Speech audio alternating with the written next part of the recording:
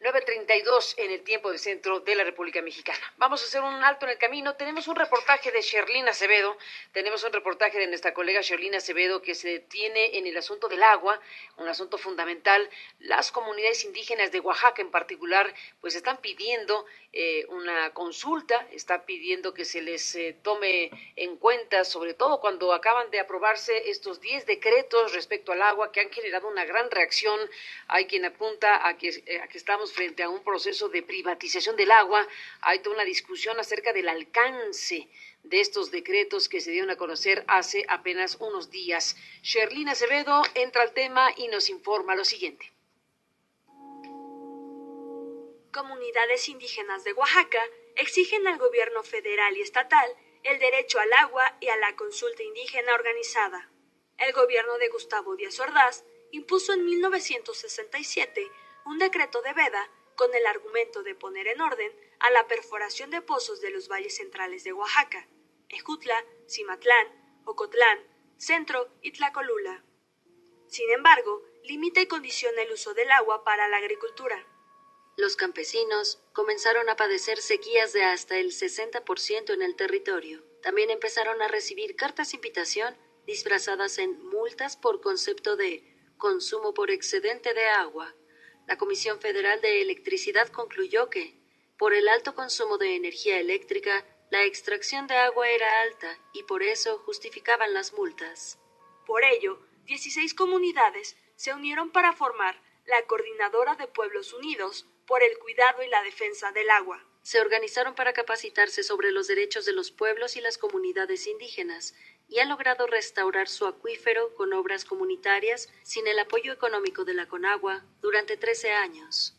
En el 2005 había una gran escasez de agua. Nosotros hicimos obras de captación, retenes, pozos de absorción y se revirtió esa escasez. Ahora nos sentimos igual con esos derechos de nosotros decidir cómo se va a administrar el agua.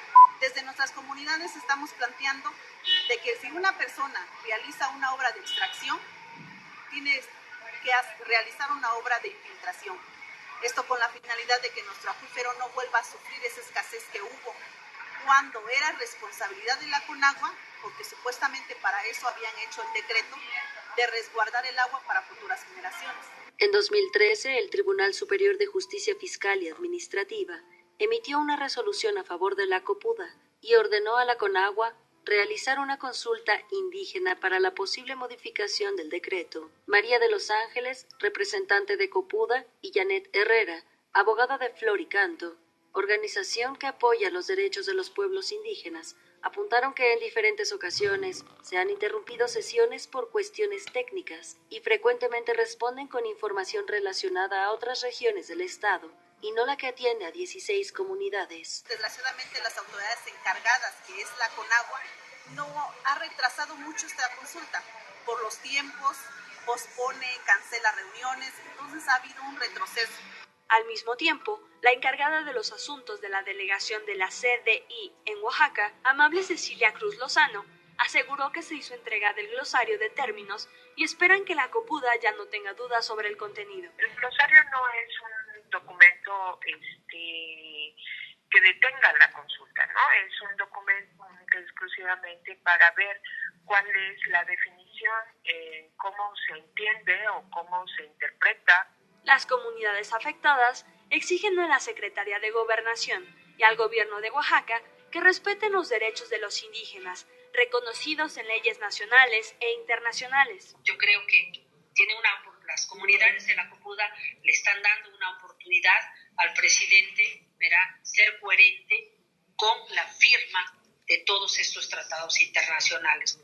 Los sembradores de agua también comentaron que el proceso electoral alenta la consulta y por ende una solución efectiva. Este proceso electoral también está causando retrasos al proceso de consulta. Deja el cargo porque va a sumarse al proceso electoral. Amable Cecilia Cruz Lozano reviró que la consulta es lenta por el análisis de las propuestas. No es un proceso de personas, es de instituciones. Por lo tanto, las personas que se ocupan del cargo deben de entender el caso, porque se dejan por escrito las minutas y los acuerdos. La consulta ha sido sí un poco tardía o un poco aparentemente lenta, pero es por el análisis y el estudio tanto de una propuesta como de otra, pues, ¿no? Y quien lleva a cabo la consulta es Conagua. Los 10 decretos sobre la reserva de agua firmados por el presidente Enrique Peña Nieto el pasado 6 de junio ejemplifican la lógica que cuestiona la repartición del agua, porque en ellos se menciona que el líquido que antes estaba vedado ahora se entregará a quien primero lo pida, ya sea una comunidad agraria, una cervecera, una refresquera o una empresa dedicada a la industria extractiva. Luis Miguel Cano, abogado de la Central Campesina Cardenista, CCC, mencionó en entrevista que el artículo 4 de la Constitución mexicana reconoce el derecho al agua desde 2012 y dice que el acceso y el uso de los recursos hídricos tiene que ser equitativo y sustentable. Que algunas autoridades digan, yo voy a empezar a ponerle trabas a darle el agua a esta comunidad originaria que la quiere para uso agrario y se lo voy a facilitar a esta otra persona o a esta otra empresa minera. El criterio de distribución del agua es incorrecto y es inconstitucional. La abogada Janet Herrera sostuvo que con estos decretos se eleva la preocupación.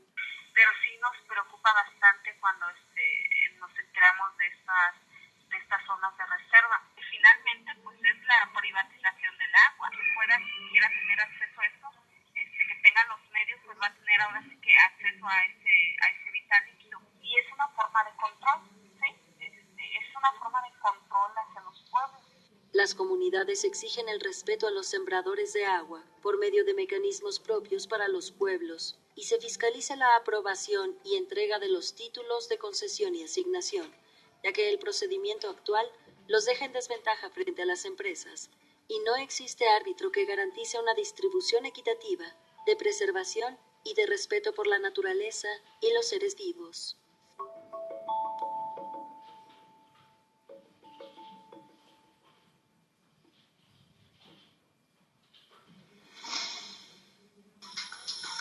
Sigue toda la información a través de aristeguinoticias.com.